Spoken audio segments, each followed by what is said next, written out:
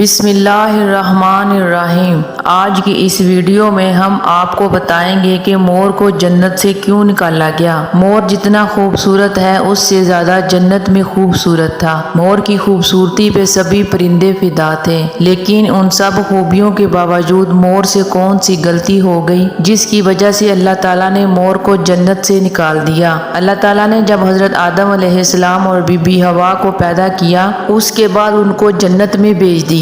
وہ دونوں جنت میں بہت خوش تھے اور بہت لذیذ میوے کھایا کرتے تھے، لیکن ایک اناج جسے کھانے سے اللہ نے انہیں منع فرمایا اور وہ اناج گندم کا تھا۔ کیونکہ شیطان حضرت آدم علیہ السلام کی وجہ سے جنت سے نکالا گیا، اس نے حضرت آدم علیہ السلام کو اللہ کے حکم پر بھی سجدہ نہ کیا، اس لیے اللہ نے اسے جنت سے نکال دیا۔ اس وجہ سے شیطان کی حضرت آدم علیہ السلام سے دشمنی ہو گئی تھی۔ شیطان یہ چاہتا تھا کہ وہ کسی طرح حضرت آدم علیہ السلام کو جنت سے نکال دے۔ جب شیطان کو پتا چلا کہ اللہ تعالیٰ نے حضرت آدم علیہ السلام کو میوے کھانے کی اجازت دی پر گندم کھانے سے منع فرمایا ہے، تو شیطان بدلہ لینے کے لیے جنت کے دروازے پر بیٹھ گیا اور 300 سال تک وہاں بیٹھا رہا کہ کوئی جنت کے دروازے سے باہر آئے اور شیطان اس سے بات کر سکے۔ ایک دن اچانک مور جنت سے باہر آ گیا۔ شیطان اس کو دیکھتے ہی بہت خوش ہو گیا۔ شیطان نے پوچھا تم کون ہو؟ مور بولا کہ میں مور ہوں، اب تم بتاؤ کہ تم کون ہو؟ شیطان نے جواب دیا کہ میں فرشتہ ہوں، میں اللہ تعالیٰ کی عبادت سے ایک پل بھی غافل نہیں ہوں، میں چاہتا ہوں کہ جنت میں جاؤں اور وہاں کی نعمتوں کو اپنی آنکھوں سے دیکھوں۔ شیطان موت سے کہنے لگا کہ تم مجھے جنت کے اندر لے جاؤ، میں تمہیں 3 باتیں بتاؤں گا جس سے تمہاری عمر لمبی ہو جائے گی اور تم ہمیشہ جنت میں ہی رہو گے۔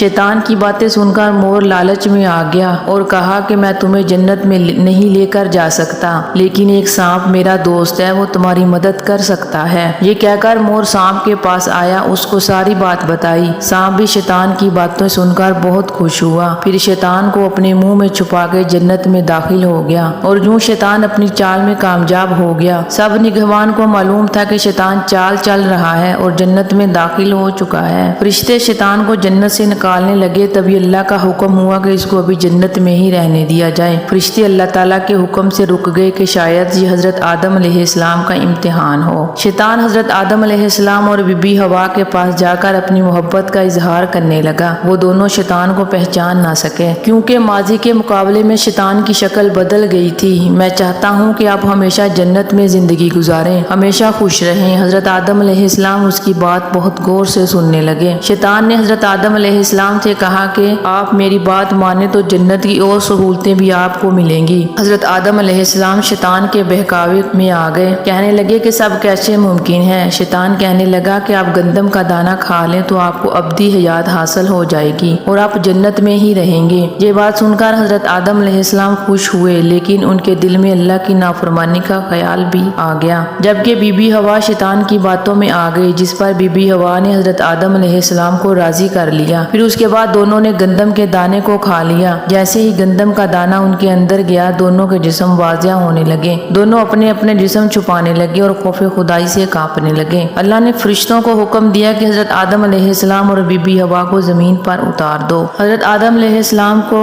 اور بی بی حوا کو علیحدہ علیحدہ جگہوں پر زمین پر اتار دیا گیا۔ جن خوبصورت پاؤں سے مور شیطان کو جنت میں لے کر آیا تھا، وہی خوبصورت پاؤں مور سے اللہ نے لے لیے۔ سانپ شیطان کو منہ میں چھپا کے لایا تھا، اللہ نے اس کی منہ کی خوشبو کو چھین کر اس میں زہر ڈال دیا گیا۔ پھر مور کے ساتھ ساتھ سانپ کو بھی جنت سے نکال دیا گیا۔ امید ہے آج کی ویڈیو آپ کو پسند آئی ہوگی، اور خوبصورت ویڈیو دیکھنے کے لیے چینل کو سبسکرائب کریں۔